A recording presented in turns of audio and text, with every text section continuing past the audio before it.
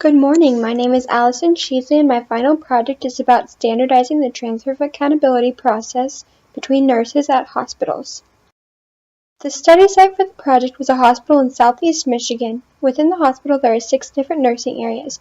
The project focused specifically on the medical and cardiovascular division under the adult nursing area. Within MAC there are 11 units which support 330 patients daily. The focus process for the project is transfer of accountability, which I will refer to as TOA. During the process, the oncoming and outgoing nurse discuss and communicate relevant patient information that is critical to ensuring patient safety and quality care. The problem for the hospital is that different units use different reporting processes for TOA, leading to poor quality and safety outcomes. As such, the goal of the project is to standardize the TOA process, implementing it in all 11 MAC units. A standardized method will improve patient safety, quality of care, and nurse and patient satisfaction. Nurses perform TOA in patient rooms. There are 2 types of rooms, ICU and non-ICU. There are 3 ICU units which consist of private rooms set up to accommodate 1 patient and 8 non-ICU units which are semi-private, hosting 2 patients. All patient rooms have a bed, TV, medical device hookups, bathroom, wash station, computer station, and whiteboard. In order to accomplish the goal, I first started with background research about the TOA process, referencing literature on the topic. Next, interviewing was used to receive worker feedback. Using the interview data, methods analysis was used to compare process elements from different units. Observations were then performed using time study and work sampling. From all the data collected, a standard method with specific steps and standard time was created. After gaining basic knowledge from research about the process, I performed interviews with MAC nurse specialists, patient nurses, and hospital staff personnel. The interviews were conducted to gain more information about the current TOA process performed in the unit. Sample questions asked are shown on the slide. During this step, it was also found that each unit followed a different process and a different handout is used for that process. In total, I saw 7 different documents for TOA. One of the findings in the interviews was the use of different naming conventions for the process.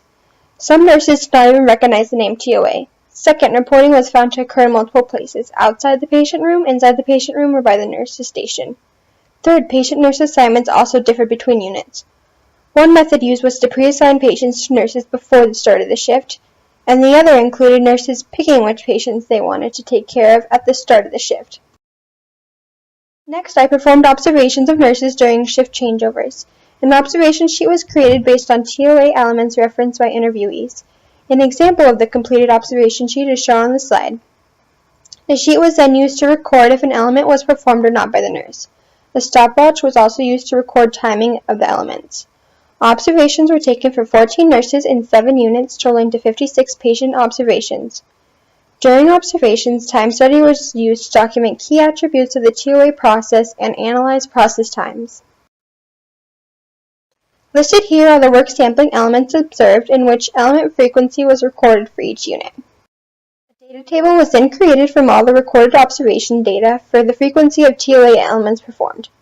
We can see some units do not even perform some of the elements, as shown by 0%, and overall there's a wide variation among units. This here is a graphic representation of the previous data table.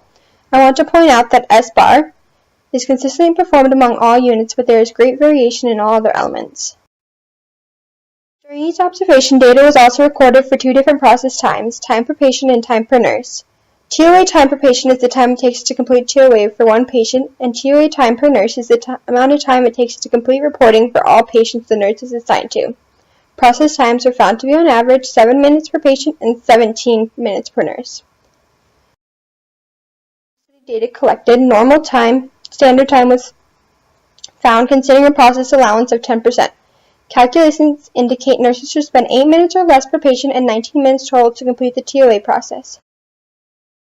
From all the methods performed and data collected, it is recommended that a standardized patient handover method be implemented with standard recommended times.